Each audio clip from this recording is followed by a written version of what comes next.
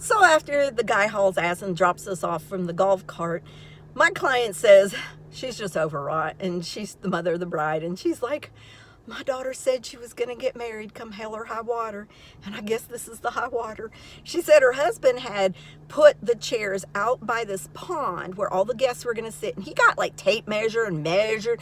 Each chair was even, tied the bows around the backs, treated the pond so it was this beautiful shade of blue. Everything was perfect until that summer storm moved through.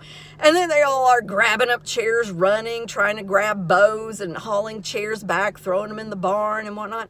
Thank God they had a barn that had two sides which were cantilevered out, where if you're not from the South, you probably don't know. It's an open side. It has a roof, and the sides are open of the barn, and you drive your tractors under it. So the tractors can park under it. That way, inside the barn, where it actually has wood walls and whatnot, you can hang farm equipment and things like that.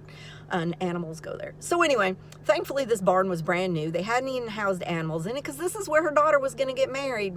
Outdoor wedding in the middle of summer. What are you thinking? So all of the guests now come and they congregate inside the barn, which half of them can't fit in the barn because the barn wasn't that big to be made for this. So they're underneath the cantilever parts. And then the ones that show up, it starts to rain a little bit more. The wind's blowing. They're holding their umbrellas like sideways to try to block the rain. And they're standing, hovering around the barn and the cantilevered area.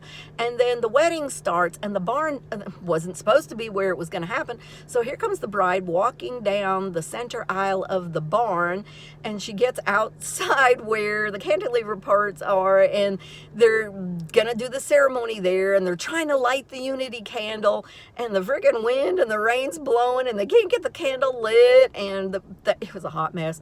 So thankfully that all went down, and then they had these big tents that they had rented. So that's where all the tables and chairs were, because there was going to be dinner for the guests. So mind you now, torrential rainstorms had passed through. Now it had stopped raining now, but all of this is on farmland, grass.